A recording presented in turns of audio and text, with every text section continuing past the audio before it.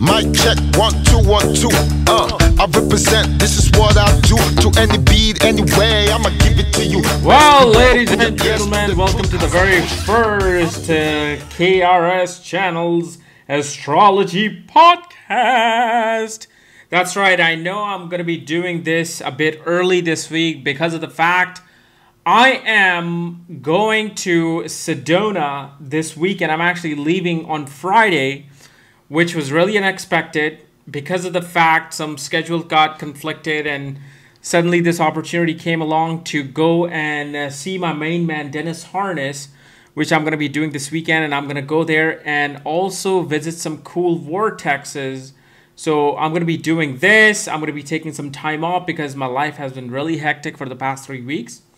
So I just want to go to a place that I can just release all of this, built up goulash of negative and positive energy and all kinds of energy. So I'm going to be going there, and I just can't wait because I know Dr. Dennis Harness said that he was going to take me to one of the secret locations in Sedona, which has a very powerful vortex. I mean, even people who don't believe in spirituality, it's amazing that even they have told me that, I go there. And the very first time I went there, I felt something. I did feel something. And this is coming from a very close friend of mine, and this friend, it's not really up in this whole, spiritual culture. But when they went there, they felt it. So I'm like, hey, I'm going to feel this too. And hopefully I can get some more intuitive power for you guys. So that's what's going to be happening. And I got a couple of more things that I need to address here. Okay, so the first thing I want to address is that a lot of people are confused with Lord through House series. They're like, what is this Lord through House? I don't understand. Like I'm doing third Lord in the 4th house, second Lord in the 11th house. Well, let me tell you, make it really simple for you in this webcast. Is that Lord, when I say Lord, I simply mean the planet. A Lord equals to a planet. And so when I say, let's say, first Lord in the 11th house, what I'm saying is that the planet that rules a certain zodiac sign, and if that zodiac sign was sitting in the 1st house of your birth horoscope, that means your rising sign. Like, let's say you're an Aries rising sign. Okay, you're an Aries ascendant. That means Aries, the zodiac sign, is controlling your very 1st house. And the planet that controls Aries is who? Mars. So Mars becomes the Lord of Aries. And that means since Mars is controlling the zodiac sign of Aries, and Aries is currently in the ascendant, the rising sign, the 1st house, the Lord of which, who's Mars, is sitting in the 11th house in your birth horoscope. And that's what I mean. Because remember, this is for people who completely do not know anything about astrology, is that even though planets rule certain signs, like Mars rules Aries and Scorpio, however, Mars is never sitting in just Aries or Scorpio. All planets are moving in the solar system, right? They're always moving. So today Mars, like right now, Mars is in Cancer. And then by next month, Mars is going to be in Leo, or the month after that. And then it's going to be in Virgo. Then it's going to be in Libra. Then it's going to be in Scorpio. But Mars rules the sign of Aries and Scorpio. Okay? So Mars can be in any sign, but he will always rule the sign of Scorpio or in sign of Aries. And Mars, and each sign, no matter where Mars is placed or Saturn is placed, all of these planets are in some zodiac sign. And there's 12 zodiac signs. And that means there are 12 houses. So every 2.5 hours, the signs change houses. So Mars, as the ascendant Lord of Aries, could be in the 11th house for 2.5 hours. Then with the same sign, it'll be in the 12th house. and then back to the first house, second house, third house. So this is what it is. Once you like, especially when you read my book at Astrology at the Speed of Light, you'll understand what are houses, what are signs and the lords, because it's a very important concept of you knowing where your lord is placed. Your third lord of your courage, is it placed in the 6th house, 8th house, 10th house, 11th house? Because it's going to take that courage and it's going to manipulate some other house. And it's going to express itself in some other way. Your 2nd house of wealth, the planet that controls your wealth house in your horoscope. It could be sitting in some other house, bringing wealth through that house. So this is what house to house series is that I'm doing. It's one of the most basic, the most searchable series in astrology. So if you're new to it, that's okay, but it is one of the basics. It is one of the most easiest basics. So once you know about houses and signs and lords, you will understand what I'm trying to do here. It's absolutely not rocket science. This is not even scratching the surface of astrology. This is just right on top of astrology. Right on surface. Like you're sitting in the boat. You haven't even touched the water. So that's what it is. So I hope it has given some sense to this series. But if you still are not getting it, read my book, Astrology at the Speed of Light, and you will get everything in the most easiest fashion. Okay, so that's one agenda that I wanted to take care of in this podcast. Now, let's discuss something else here, which is transit of Jupiter. That's right, I'm going to discuss the transit and what exactly are transits, first of all. Okay, and how do they affect you? Well, obviously, as you know, planets are always moving in the solar system. That means if in your birth chart you have Jupiter in the sign of Virgo, okay, that doesn't mean that Jupiter is always in the sign of Virgo. No, he's always moving. He's always transiting. So currently, right now, Jupiter is in the sign of Gemini, okay? And the thing you got to realize is that when you hear these most of the videos or most of the books that you read and the articles that you read on transits, they're very basic, mundane description. Okay, so like, what is Jupiter and Gemini doing for each ascendant? Okay, and you want to know that. People are curious that, hey, how's Jupiter going to be this year? And Jupiter transits through all the signs, okay, for in 12 years. But every year, if you noticed, let's say if you had 6 bad years of your life, you had no job, nothing, and your Jupiter was going through Gemini, Cancer, Leo, Virgo, Libra, these are pretty good signs, okay, for Jupiter. These are like 70% good signs. That means Jupiter should have brought some optimism for you, right? Because Jupiter is an optimistic planet. But why is it that these transits do not turn out the way you hear this in all directions? That's because you do not know originally, okay, and this is something important, because this will show you how to judge transits. You got to know what house Jupiter rules in your horoscope, first of all. Is Jupiter ruling Kendra house, Trikona house, meaning square or trends? Is Jupiter ruling the 6th, 8th, or 12th house? Depending upon the house he rules, his transit will always be related to that house. This is something I learned from my uncle, again. So it doesn't matter if Jupiter is in Cancer, exalted, it's in Mool Trikona sign in Sagittarius, or it's in a sign of Pisces. You have to judge this from your ascendant. And I know people look at this from the moon sign and the moon chart, but I think the first thing you need to do is look at the transits through your ascendant, because your ascendant is the most important chart. Why would you want to go through the moon chart? Moon chart should be looked at as second thing. Okay, for you, before you make a final decision, you should look at the moon, but always look at the ascendant, and then see, okay, Jupiter is in Gemini now, okay, and I am a let's say I'm a Taurus ascendant. You're a Taurus ascendant originally, That means Jupiter is ruling your 8th house. And anywhere Jupiter travels, whether he's exalted in his own sign, friendly sign, enemy sign, he will always have the energy of that 8th house and 12th house because he rules Sagittarius and Pisces. So anywhere he's transiting, he's always bringing that energy in your particular horoscope. And so for Taurus ascendant, Jupiter is a functional malefic. So it'll be very, I would say probably 70% of the time, Jupiter will always have this major ups and downs for them.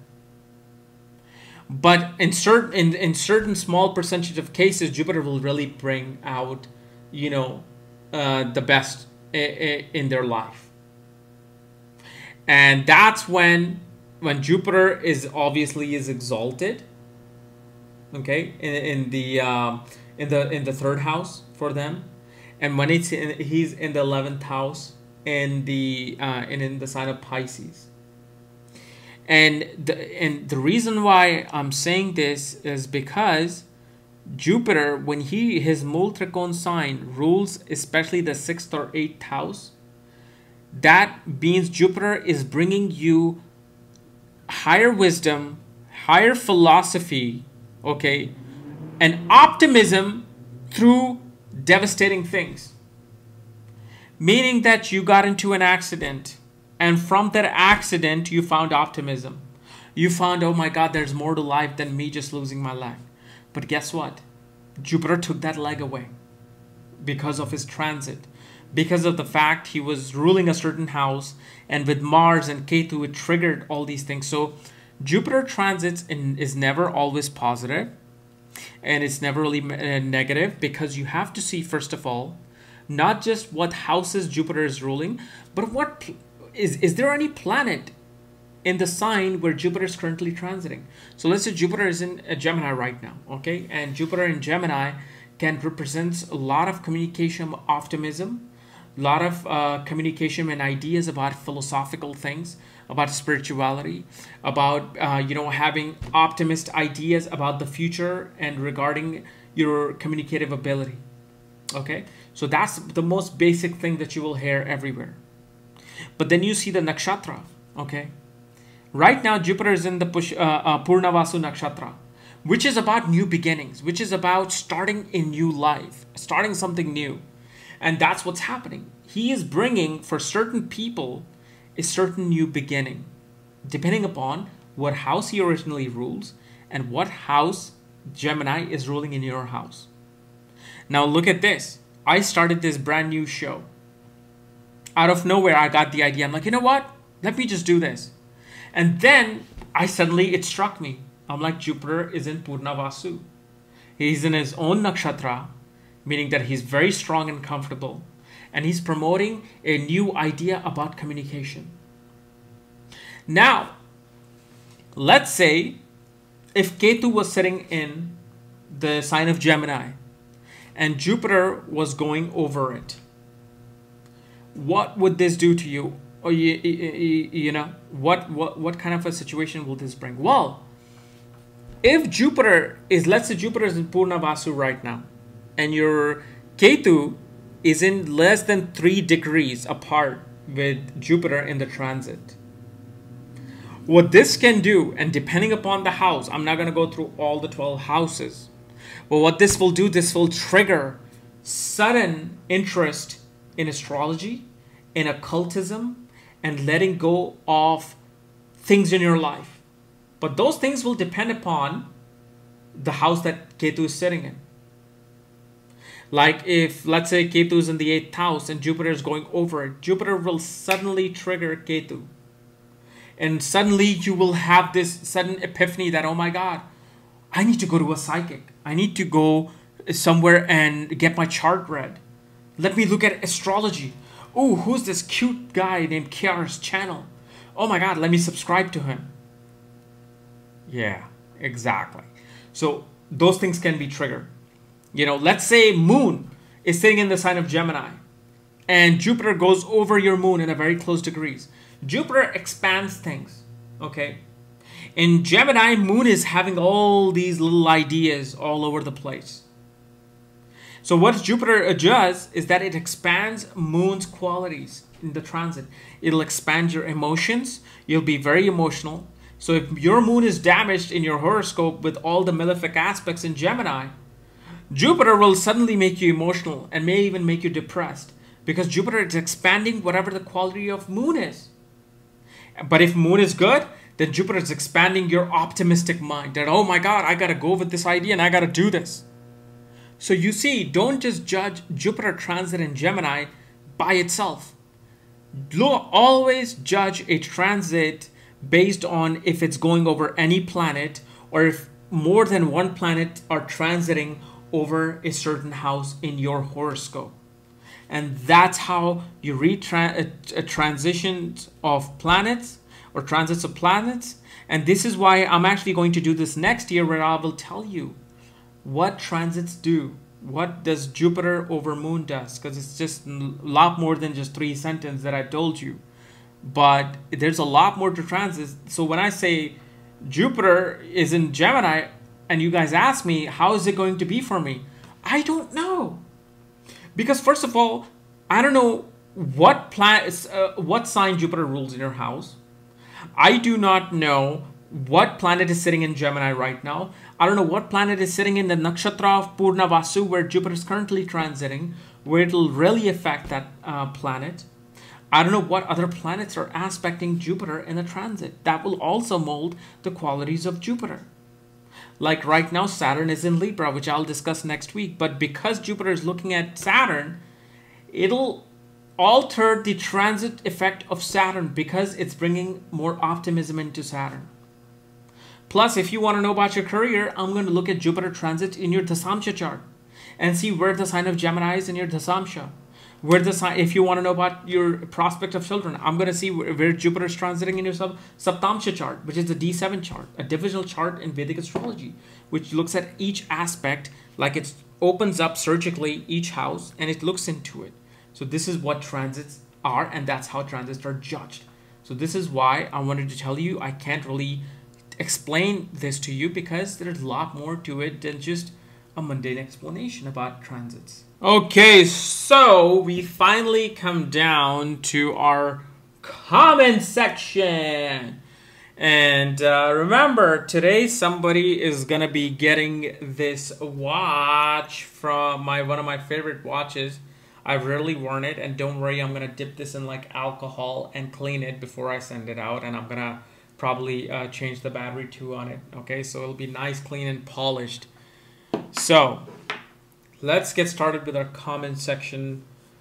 The very first comment comes from Amit Gupta, and he asked me on one of my videos is that my sun is in Aries in my 5th house and the Atmakarka. What does it mean?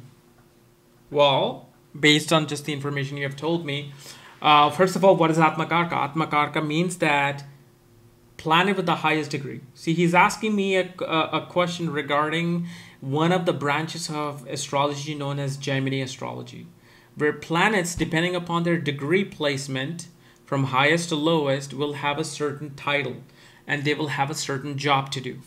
So this person, Sun, has the highest degree because of the fact it is the Atmakarka in their horoscope, meaning it signifies their soul, their personality of who they are. Okay, that's how they truly behave, because of the fact Sun is not only originally your significator of your personality and self-esteem and ego, but now he's also becoming that in Gemini astrology. So it's quite an important planet for this gentleman, Amit Gupta. Now, when Sun is in the 5th house in Aries, that means Sun is exalted, okay, especially at 10 degrees. So if your Sun is around 7 to 12 degrees, it's a very powerful Sun. And if your Sun is at 25, 26, 20 degree, it's known as a Mool Trikon Sun, meaning that it's not regal now as it should be because of the degrees, but it's still strong. And the 5th house is what? 5th house is a house of children.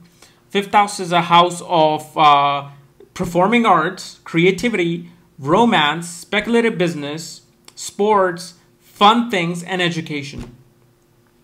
So what this shows is that Sun is bringing a certain lesson for you to learn in this life. And because Sun is exalted in the 5th house, which is a Trikona house, originally controlled by Sun because it's a Leo. 5th house is originally controlled by the sign of Leo. So what this shows is that whenever you have a certain planet as Atmakarka, meaning that there's certain soul lesson to be learned. And what this Sun tells me is that, first of all, your lesson in this life is to lose your ego, lose your overly confident nature. Don't try to overrule people and say like, oh my God, I'm so important, look at me. I'm a king, you better respect me. Anytime you do that, the luck will go further away from you. You're going to have to start to be humble. And Sun exalted in the 5th house shows that your desire for performing, your desire to be dynamic, creative is very strong. This is one of a very good position, especially in politics. Like this person can be going out there and winning the hearts of people with their creative, dynamic speech. Sun is making you very dynamic and very creative here. And you got to remember is that because of the Sun rules the 9th house in this case, and it's in the 5th house. So obviously you have this really great self-confidence regarding your education, regarding your gurus, and regarding what your father has taught you. Your father has instilled into you a lot of values regarding education. So you feel confident about that, and you want some sort of a leadership education that will get you into a leadership role. So that's what it shows me. Now, if your Sun is receiving aspects from aspects from Saturn and Rahu and Ketu, or Sun is afflicted between Rahu and Ketu axis, and Sun is debilitated in the Mancha, then it's going to alter this entire story. So that's what it is. Next question is from Mick9 Check. Really? You said never acquire used stuff because you'll carry the negative energy of the previous owner or something like that. Better get a complete new watch to give away, man. So he's talking about this used watch which I wore, and because in my video of my 7 habits of success, I said never to buy used stuff. Because you don't know whose energy you're bringing. You could be bringing energy of a killer, somebody who's probably haunted by ghosts or something, okay? However, he missed an important point.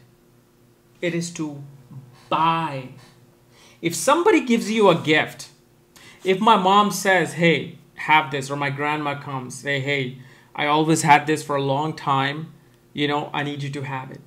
A gift is a completely different scenario than getting something used from a store. That has a different frequency and energy versus somebody who's gifting you something with love, gifting you something with care. So this, one of my favorite watches that I care for so much, okay? That's why I have it on my desk too, because I'm like, this is probably the last week I'll see this. I'm really giving this because I love this watch, and I'm really want to give this to give away this watch to somebody, because once I die, this watch is going to go into dust and it's going to go somewhere. None of this, what you see here with me, is going to go with me wherever I go. I hopefully a better new planet. I don't want to come back to this planet. Really, I do not. Please, Source Energy, hope you're listening to me. So hope that cleared this thing about, used stuff. Okay, Lajla, Lajla 0, asked me, it's a great idea. I have first question. So her first question is, a planet is debilitated if retrograde acts like an exalted one. An exalted planet acts like a debilitated one. The reason debilitated planets have the potential to be unethical and negative. When they twist around, they start behaving in the opposite manner. What do you think about it? Well, I think I got what you're trying to say here to me, is that debilitated planet, if it's retrograde, it's supposed to be acting exalted. And if an exalted planet is retrograde, it's supposed to act debilitated because it's going in a reverse direction. Their qualities are being reversed. Well, that's not the case. That's I don't know where you heard that, because the fact when a planet goes retrograde, it's not becoming negative. Okay? The only time a planet becomes negative, even if it's debilitated, it can add good. Okay? Because anytime you have asked this question even to yourself, is my retrograde planet acting good or bad? Don't ever just look at the D1 chart. Look how the planet is in Nimansha chart. And look how the planet is in Sastyamsha chart, meaning D60. D60 is even a more finer division of your personality and life. Nimansha goes all the way down to the Padha, where Sastyamsha goes even further than that. So always check that, because if your debilitated planet whose retrograde is exalted in Nimansha, it'll soon start reversing its qualities as your life progresses. And yes, it's one of the rules that for a niche bhang to occur, your planet should be in the 10th house. It should the dispositor of that planet should be in Kendra. Or that planet, if it retrograde, that cancels out the Nichta. Or if it's exalted in Nimansha, that cancels out Nichta. So those are some classical rules, but they have to be taken with a microscopic eye. Because if a planet is Mool Trikon in its own sign or exalted, and if it's retrograde, it's going to give you very good results. But here's the thing about retrograde planets, because retrograde planets are closest to the Earth, okay? So that means their energy, their magnetic force is really going upon your frequency when you're born. So when they're exalted, it shows that the good results will come when you analyze something deeply and thoroughly. Like if you have a retrograde Mercury, these people are very detail-oriented. They want every single detail to be correct, otherwise they wipe out the entire project. Now, if the Mercury is bad, that means they will keep wiping out projects. They'll be like, oh, they'll never be done with projects. But if Mercury is in a good position and in a strong sign and house, what it can show that this person will not give out a project until it's complete, until it's more fine-tuned, and everything is neatly arranged.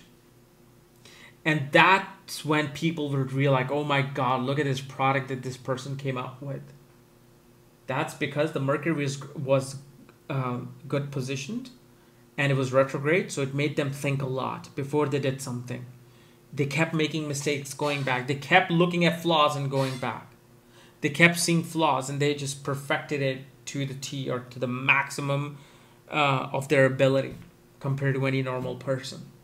So that's what retrogression does. So never look at retrogression in a mundane sense that, oh, I have a debilitated Jupiter and it's retrograde, I'm screwed. No. Your life might be screwed early on, but as your life progresses, and if his Jupiter is beautifully placed in your Nimansha and Shastyamsha, you will see that your life actually gave you very good results in life. Okay, so the next question is from Rock Unleash. And he asked me about my video on First Lord in the 7th house. I have a Pisces rising. So what happens when my Ascendant Lord Jupiter is in the 7th house? Well, Jupiter, as for Pisces rising, goes into the 7th house in the sign of Virgo. What is happening? Jupiter is higher knowledge. Jupiter is wisdom. Jupiter is your gurus. Jupiter is your optimism. And then it goes completely opposite into a house.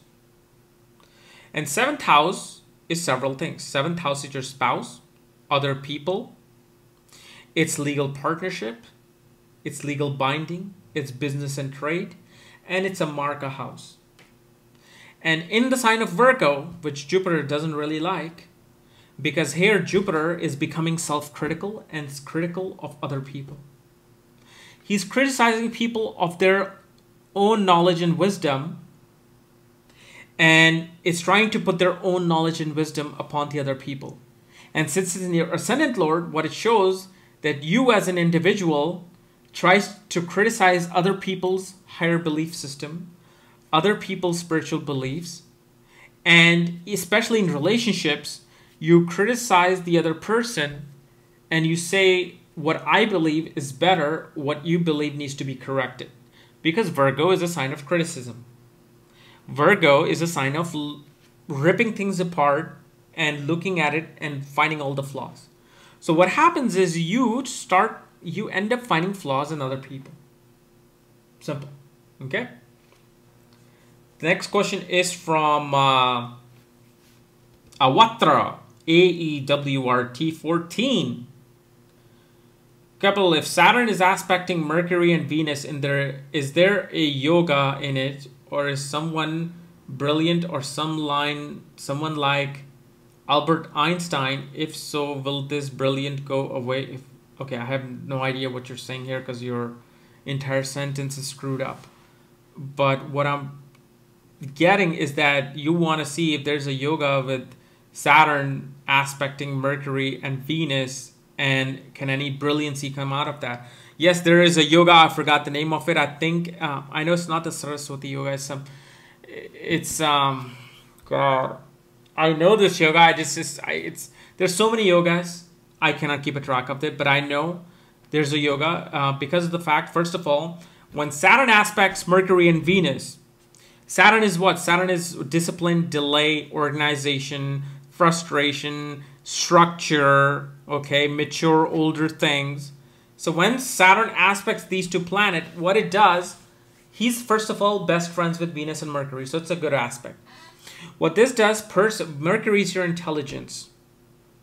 So what it shows, it puts discipline in your intelligence, it puts seriousness in your communication, and what it does, it may slow your logical thinking down early on in life, but as you get older, Saturn starts releasing his negative things, and you'll be able to have this logical thinking a bit more. And what happens is when you concentrate on something, especially mathematics and science, Saturn really helps. Because remember, Einstein had Saturn and Venus conjunction. Saturn, Venus, and Mercury all conjunct in the 10th house. So his creativity, his analytical mind, his ability to form equations was very good because of the fact Saturn brought a realistic element that made his artistry, his creativity, his analytical mind disciplined enough to create something important.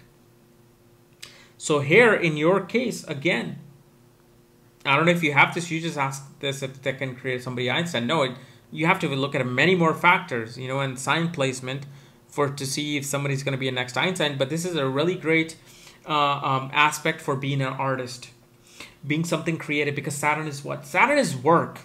Saturn, see, Mars is energy. Okay, I have energy. But for me to reach out and pick up this YouTube mug, that's Saturn. Remember that. Mercury is this. Oh, wow. That's a cup. Look at this shape. This is a great cup.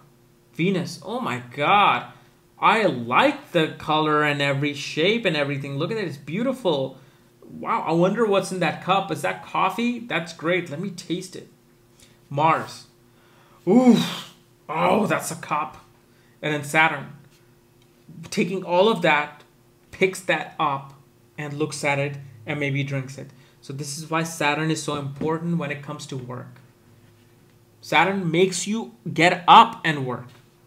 Okay? Okay, so the next question comes from Edison Ball. Edison Ball asks me, I have a Mars which is in Cancer and retrograde. It's placed in the 10th house of career. Is that a good sign or a bad sign? And is it good for money and all that? Well, here's the thing about Mars. Even when, I see people think when Mars is debilitated, they don't have the courage, they're very scared, they don't have the competitive spirit, they don't have the competitive drive. Well, that's actually wrong. What happens is Mars gets too much of aggression, gets too much of drive. It wants to become number one by doing anything possible, whether it's going around the system, or whether using their excessive authority and power struggle and courage to achieve something. And nowadays, especially in, in 2013 compared to 1850, 1750, all this time, nowadays a debilitated Mars shows that a person, see, when a Mars is exalted as this, Mars is a soldier, right, for the king. When a soldier is exalted, meaning that the soldier is willing to die for the king, he's going to follow the orders of the king and in the kingdom. Meaning that in nowadays, an exalted Mars shows that one will be a really great servant of the government, one will follow orders, one will be very stable, and one is going to perceive every single project or work with their maximum and honest capability. Okay? But a debilitated Mars, okay, especially depending on what nakshatra your Mars is in, but a debilitated Mars can show that you're smart and clever enough to go around the system to achieve your goal. You may do some bribery, you may do some money under the table, you may, try to create some sort of gossip, bad news for your coworker so you can go ahead. You can do all these things.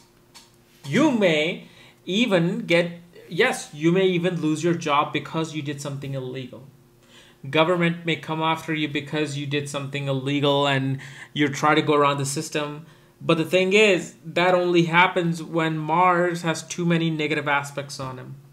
If Mars is debilitated while retrograde, it can show that you are able to not only apply all your maximum strength and courage in career, but you hold yourself back and you look back. Am I taking the right decision or not? Am I doing something right or not? And Mars represents competition. Mars represents aggression. And with the retrograde Mars, it shows that one faces a lot of competition, a lot of aggression from other people, especially co-workers. And your co-workers will keep coming after you in your daily job routine until you really learn the lesson of how to deal with them. Until that is learned, that's going to come after you. But in this case, I would suggest Mars in Cancer in 10th house is very good for a career, private sector jobs versus government jobs or government career or like a stable corporation thing. This is a very good position for somebody who's taking control of their own life and steer through. Okay. Next question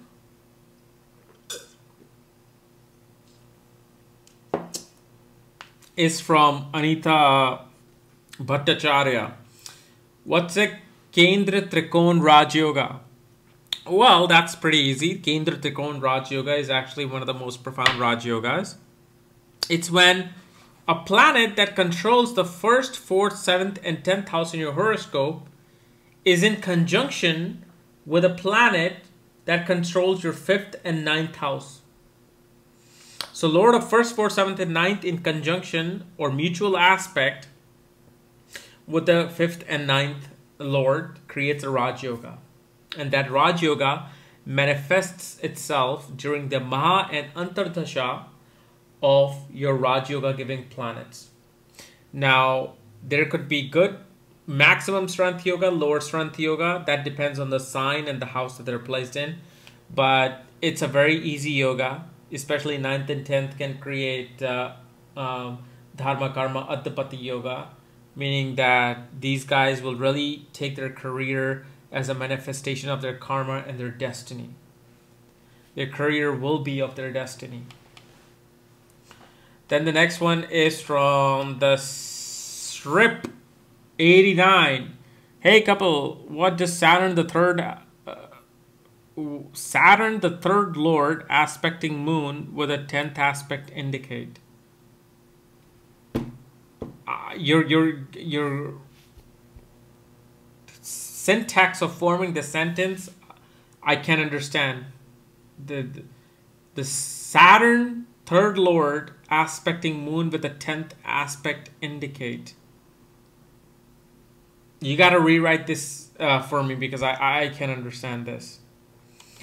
Priya Menon asked me, is Jupiter in Aquarius similar to exaltation? Because someone told me this. No. Jupiter in Aquarius is not exalted. Jupiter is exalted in Cancer, and that's it. I don't know where you heard this, that Jupiter is in Aquarius is similar to exaltation, but no, Jupiter is not exalted. Next question is the baby 22436. I have Mercury in Libra in the 3rd house with Venus and Scorpio in the 4th. I plan on working from home as a mystery occult writer. This is my goal. At the moment, I'm writing a mystery merging the past and present. Thanks for the wit. Mercury is in Libra in the 3rd house with Venus and Scorpio in the 5th house, and you want to write from home about mysteries.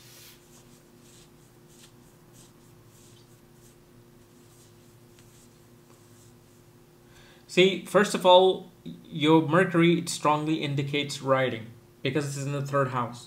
3rd house, which I'm doing the series right now, 3rd Lord through houses, shows the 3rd house is about writing, skills, hobbies, okay, communication, working with hands, meaning writing.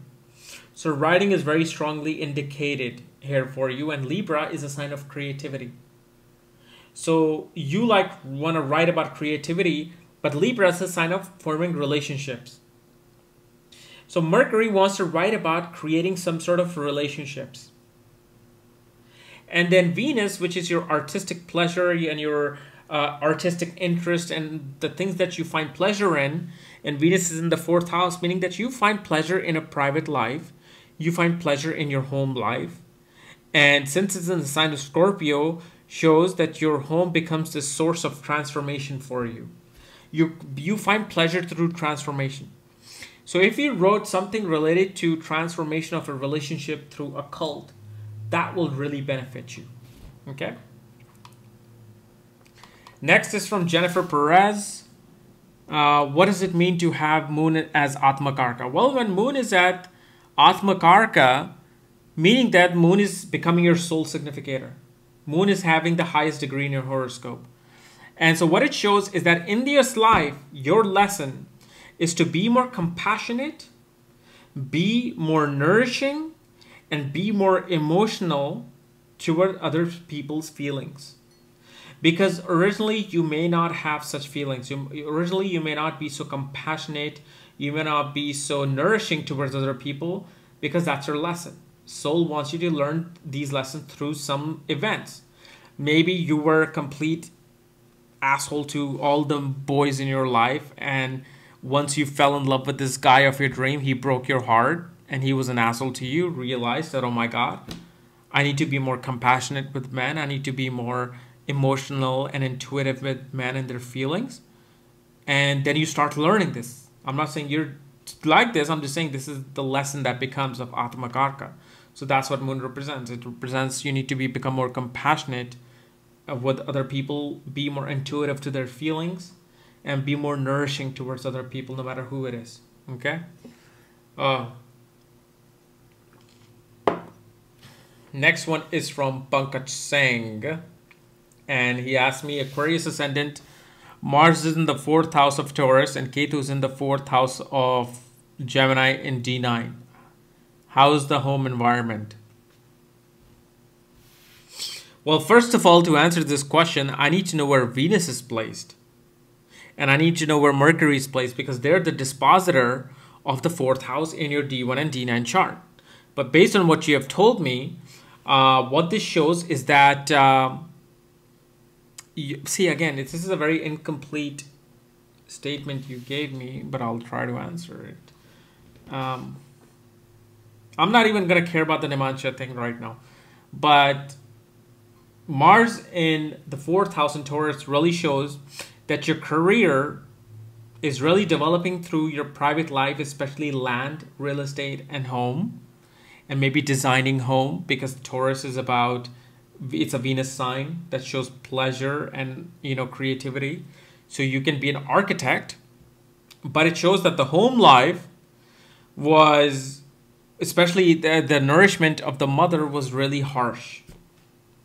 Your mother was really trying to instill this lessons in life through very harsh lessons.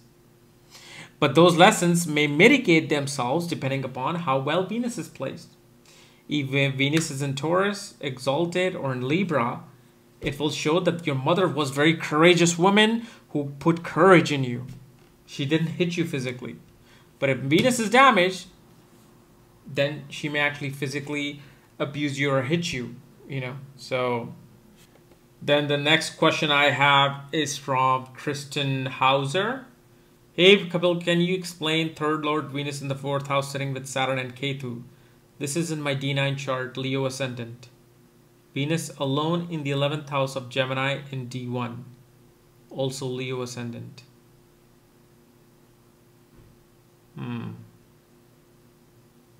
How do I explain this? Well, what this shows is that initially in your life, you started out your life with, you know, a lot of promise and a lot of huge network circle, and you're really creatively inclined in your career, and your network circle may have been of a lot of women who are really communicative with you, okay? But as you grow older, especially like, you know, 29, 30, 31 onwards, you started becoming detached from your network circle. You started becoming more private. You started becoming more spiritual. You started finding pleasure in private home life and dissatisfaction through relationship, through opposite sex. You may have ended up with a lot of older men, and you might have met them in a home environment, but for some reason you might have found dissatisfaction from them. But again, you got to look at the degrees. You know, what degrees does Venus has in the original birth horoscope, the D1 chart, including Saturn and Venus, Saturn and Ketu. Because if Venus has the lowest degree, Venus will be able to come out of that negative hemming of Ketu and Saturn. Okay. Then we have Unitellect. Is it more accurate to cross-reference all this info with your birth chart to Narayani Bhavachalit chart? Yes. I personally look at there's this thing called Narayani Bhavachalit chart, where it depends on Bhava Madhyam concept of house cusps. So in your birth chart, Saturn may be in the 12th house, but in your Narayani Bhavachalit chart, Saturn may be in the 11th house. What this shows is this. Hold on. Where did I... man, I lost your question. Oh, there you are. So what this shows is that in Saturn Mahadasha, Saturn may bring spirituality to you and foreign travel. But because it's now moved into the 11th house in the Narayani Bhavachalit, it is also making you expand your spirituality and traveling with a large network, with a large organization. That's how you judge these things. Okay? So it's quite an important thing, Narayani Bhavachalit. I use it. Then we have a question from random name 2298. Can you please give a general description of Atma Karka in the 1st house of Karakamsha, please? Well, Karakamsha simply is the position of your Atma Karka in Nimansha and taking that sign placement in Nimansha and putting it in the ascendant. You gotta watch my video on Karakamsha. I can't explain it here. It's gonna be too long. But if the Atma Karka is in the ascendant in Karakamsha, you will simply judge it like it's any other chart. And I know Gemini Sutra has a lot of significance. They have a lot of these little tidbits that if Saturn is in the ascendant as the Atma Karka in the Nimansha or the Karakamsha Nimansha, then like K.N. Rao said, person can live for 100 years, but that's not true. So I'm still learning Gemini. Okay, you guys got to understand that. So I do not know the significance that Atmakarka is bringing. Maybe he's doing something really positive for you. But if you want to know from my general sense, is that your personality, your body, your physical life force, you know, it's really becoming a most important part of your journey in this life. Like your own personality, your own ego needs a lot of development. And depending upon what planet is ruling, becoming your Atmakarka in Karakamsha, and you got to see what house it rules in Karakamsha, it will bring things related to that house and make it really profound in your life. But it's kind of like a very incomplete thing, because I wish I knew all the things about Gemini, and since I don't, I really can't answer this too much.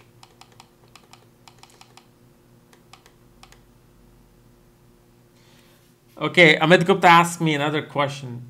You got two, man. What's up with that? If you pour milk or water on shivling daily, then what affects you? Nothing. You can pour milk and water on shivling every day. I just say do it bi-weekly because not a lot of people have time. They work. People have lives. You know, they work like 10, 12, 15 hours nowadays. So it's better to do it on the 1st and 15th of the month. If you can do it daily, hell, go for it, man. I mean, no problem. Okay, the next question is from Diamond Vijra. Diamond Vijra. He asks me, for Damansha Lagna, you become like it over time? So he's asking me, do you, because see, ascendant, Lagna simply means ascendant, okay? And Diamond wants to know if since your ascendant lord in your main birth chart becomes a part of your personality, do you also become that in Namansha Lagna? Here's the thing. You do become like in Namansha Lagna over time. But you are never completely that. You will always carry on your D1 ascendant. Namansha Lagna, it's really showing the development of your personality that comes from marrying someone. Like, remember, you know how you have a friend who used to hang out with you, all these wild parties, and then, you know, as soon as he got married, you don't even see him on Super Bowls now. You only see him once a year. He's so busy. He's becoming a workaholic. So Namansha Lagna shows that how your personality will change through your spouse. So if you're single, it may not really affect you. But if you get married, your personality always changes. Your thinking pattern changes. You gotta, you know, be more responsible. You become more mature. So yes, it does affect, but it affects after marriage.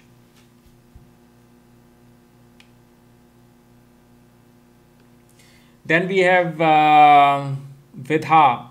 Okay, when a planet sits in a house, does it bring the qualities of the house it rules to the house it is in? Or does it bring the qualities it sits in to the house it rules? Very good question.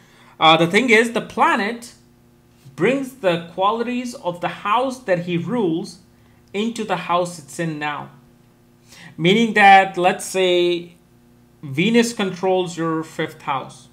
And Venus sitting in the 9th house. That means Venus, 5th house is what? 5th house is romance, fun things, creativity, education. It's your speculative business, but mainly it's creativity and children and romance. So since Venus is ruling that, Venus is going to give more emphasis to romance and creativity more than education. So when it goes into the 9th house, it shows that you're going to express your romance, your ability to love someone, and your creativity will have a lot of philosophical meaning to it. It'll have the spiritual element to it. So it's bringing the qualities of the 5th house with it into the 9th house and expressing itself through that. So that's how it affects. Good question. Elite Slayer asked me, Kapiel, about astrocartography. You said you change your birth ascendant to the place you are living in now. If your new ascendant sign rules the Dhisthana house in your original birth chart, does this have any effect as well? To what extent do we analyze this new ascendant? Very good question. No. When I told you in my astrocartography lesson that you change your ascendant and look at your chart from that way, do not bring any previous house placement of the sign. Just look at a chart as it is. Don't think that your new ascendant is ruling your 8th house in your birth chart and now it's becoming the ascendant. No, just look at it as a chart itself, because it's showing what chart you might have had if you were to be born in US versus India. Okay?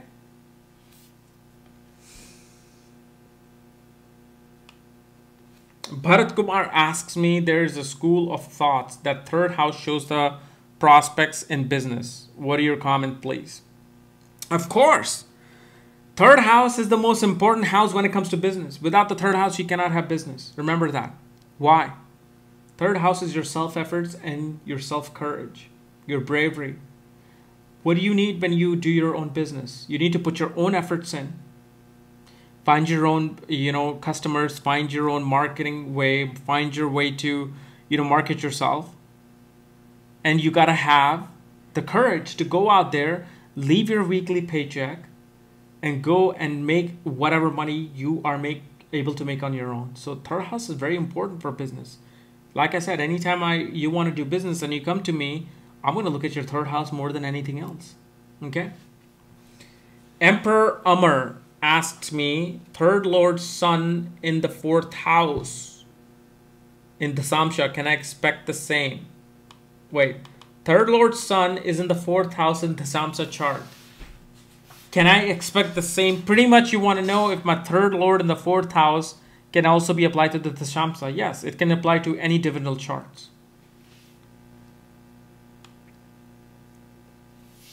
Vinay Kumar, I have a question about conjunction and aspects. Conjunction said to occur when 2 planets are less than 6 degrees in a house, right? What about planets which are sitting in the same house but more than 6 degrees apart? How is that impact? Like Mercury and Sagittarius together in the 7th house, Mars and Venus in the 8th. Okay, well, here's the thing, okay? When 2 planets are in the same house, whether one is at 1 degree and the other is at 29 degree, it is still a conjunction. It is still a conjunction. The definition is there. However, the effect of it is very nil. If Mars and Mercury are in conjunction in the 7th house, Mercury is at 1 degree, Mars is at 29 degrees, Mars is influencing Mercury probably 15%. But it's influencing it. Or I would say 10%.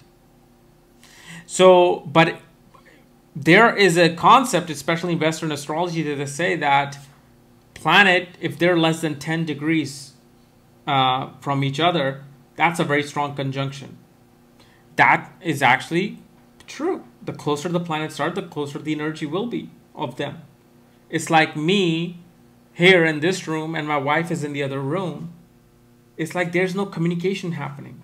There's no energy exchange happening. But if my wife is here in this room, there's a lot of communication, a lot of exchange of energy happening.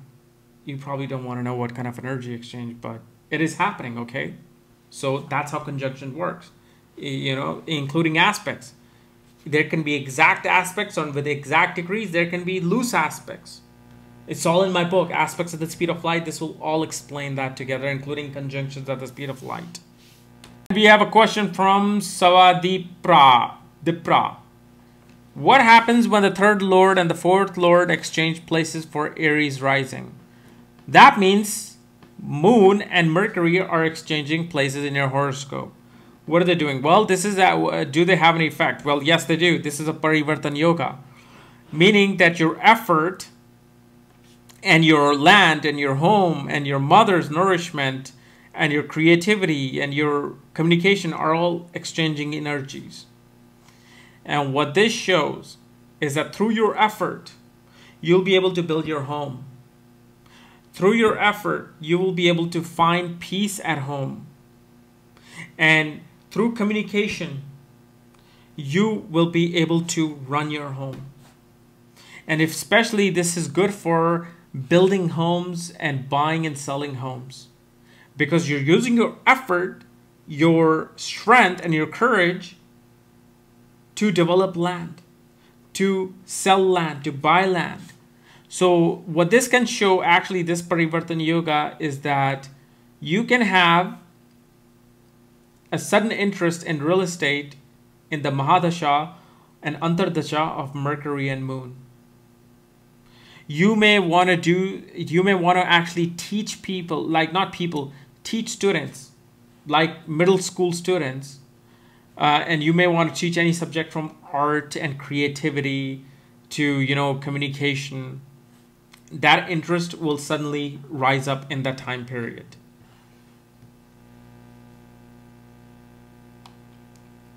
Okay.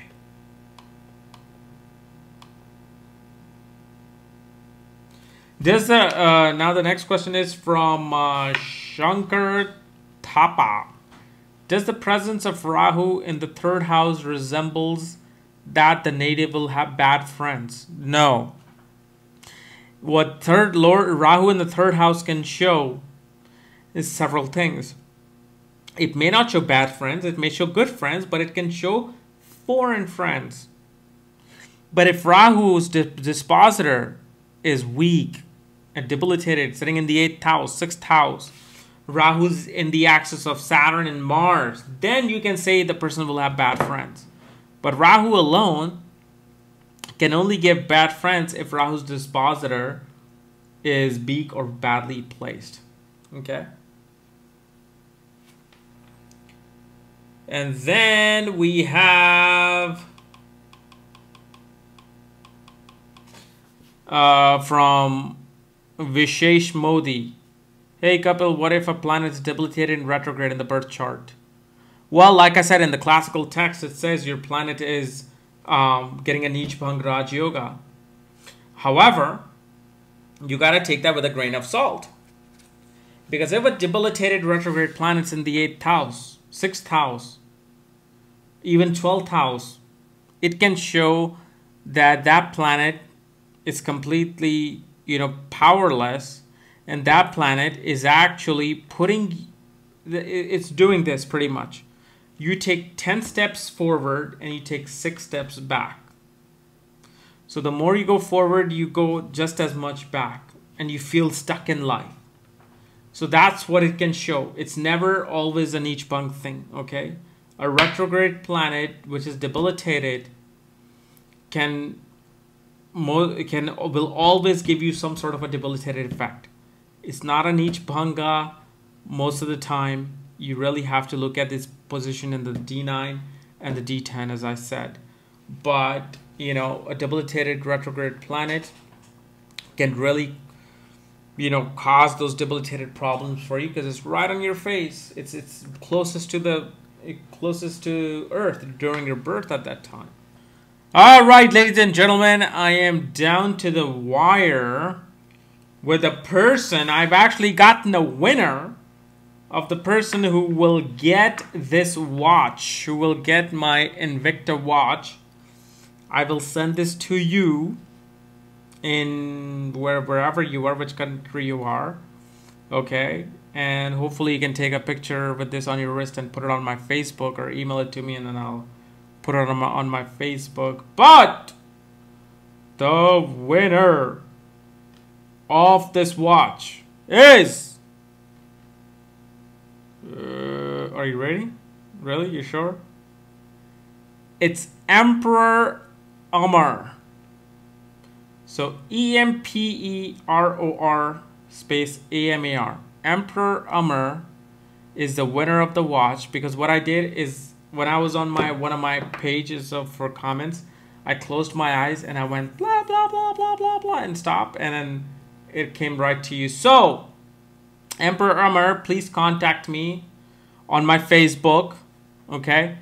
And you can also email it to me saying that, hey, it's me, but it's better if you can contact me through Facebook. I've already copied your page and your page ID, so if somebody else tries to copy with the same name, I'll know it's not them.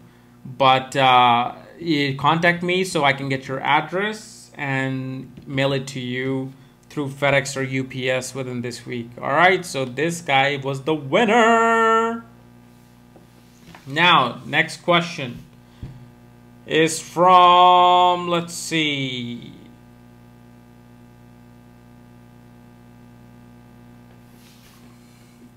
It's from Aman Dhingra, Dhingra, Dhingra, Aman Dhingra. Hey bro, what's up bro? I have third lord in the 5th house Venus in my D9 chart. Can I consider the same as Lagna chart, or is it just a kind of a high level signal which you said will take place after 27-28? This is an incomplete answer, but I will try to answer it. Venus as your third lord in the 5th house in a D9 can really show that you may find your wife through a very fun event, through a creative process. Your wife could be a creative person herself, and you'll have a lot of romance in your marriage. And in the Namansha, it shows that your skills and your hobbies will eventually may turn out to be something creative like acting, singing, dancing, depending upon what sign Venus is in and what sign Venus is ruling. Okay? So I guess, yeah, that was my last comment, which I picked because I've already gone way too long. So yes, looks like this was a successful very first podcast of Vedic Astrology on KRS channel. And remember, Emperor Amar, to please contact me so I can send you the watch to wherever you are. And as I said, on my website now, I give out full reports. So if you need a full astrological report where you can get your entire Gemini report, your Charadhashas, all sorts of charts and information about your horoscope, for that, go on my website, astrologykrs.com. In the shop section, you'll find all my books and my report. All right. Otherwise, I'm gonna see you next week. Oh my God, my throat is I give you quality, honey. So put your money on me with my authority. Surely you wanna get up on it. I'm super fly with the rhymes I supply. Float like a butterfly high up in the sky. Stink like a bee before I touch the ground. Like Ali.